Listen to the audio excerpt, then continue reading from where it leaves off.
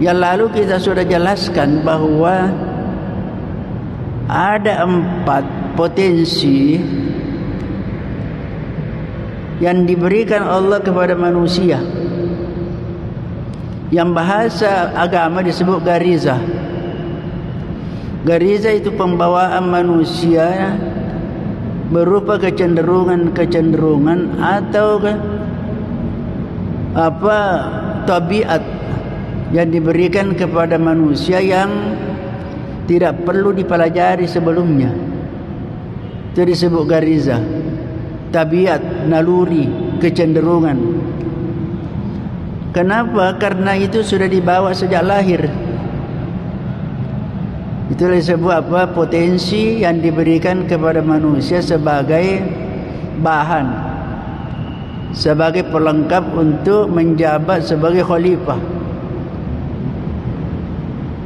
Artinya potensi-potensi itu datang dengan sendirinya. Kalaupun kemudian sebentar kemudian dipelajari, itu hanya untuk melengkapi dan menyempurnakan. Yang lalu kita sudah sampaikan ada 2 potensi. Pertama, potensi manusia yaitu mencari pasangan. Kita sudah jelaskan yang lalu bahwa itu tidak perlu dipelajari dulu. Tidak perlu dipelajari bagaimana caranya supaya bisa orang jatuh cinta. Tidak perlu dipelajari, karena datang dengan sendirinya. Jadi itu namanya garizatu az-zawj, gariza atau potensi untuk mencari pasangan. Yang kedua kita sudah juga sampaikan, gariza hubbil khulud. Manusia semuanya menginginkan agar ia bisa hidup berlama-lama, panjang umur. Semuanya manusia. Oleh karena itu, maka untuk mempertahankan kehidupan itu, maka manusia diberi potensi untuk bekerja, untuk mencari. Bahkan terkadang orang ketika terdesak ingin, karena mungkin disebabkan oleh karena lapar, tapi tidak punya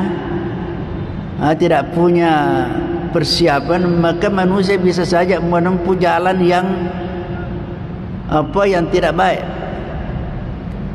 Kenapa? Karena kalau ini perut sudah meminta lantas tidak diberikan, situlah muncul usaha-usaha seorang manusia dengan menempuh jalan meskipun jalannya itu tidak benar. Kenapa? Karena terdesak, tidak bisa ditahan. Tidak bisa ditahan kalau orang lapar. Jadi manusia diberikan potensi untuk berusaha untuk mencari.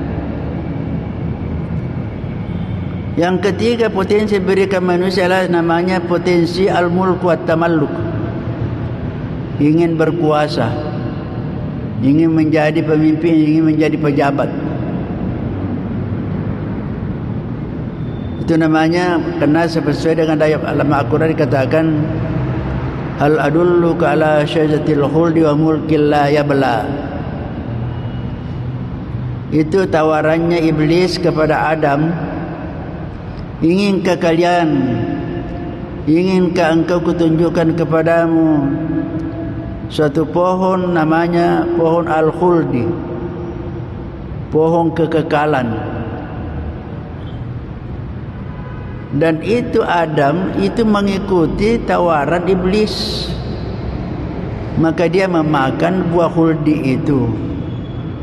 Nah, apa akibatnya? Karena dia melanggar larangan, maka ia dikeluarkan dari surga.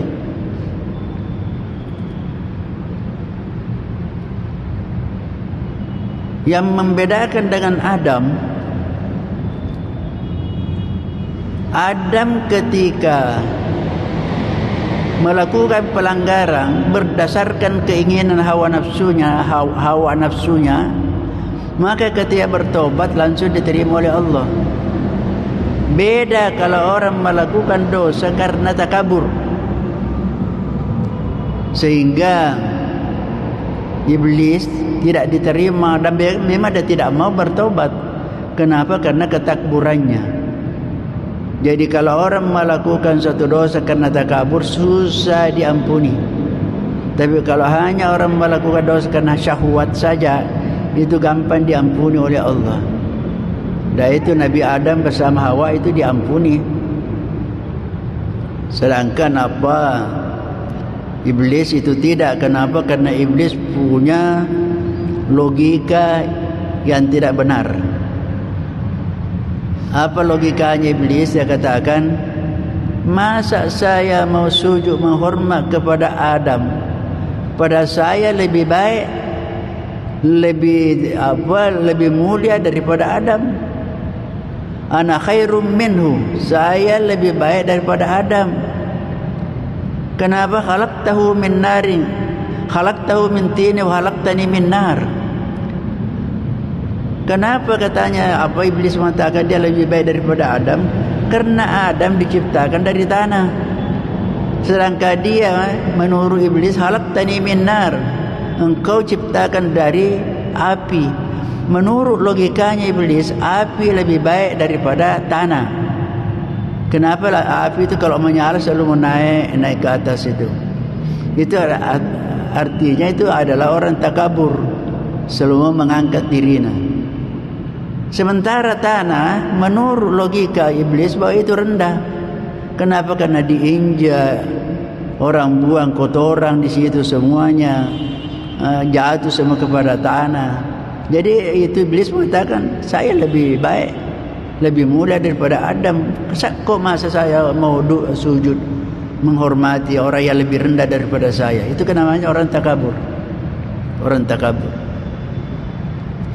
Padahal sebenarnya tanah itu sebenarnya ada lebih mulia daripada api. Kenapa? Karena semua kebutuhan kita, apakah yang mau dimakan, yang mau diminum, bahkan bahan bangunan itu bersumber dari tanah semuanya. Jadi itu kesalahan daripada anggapan logika daripada iblis.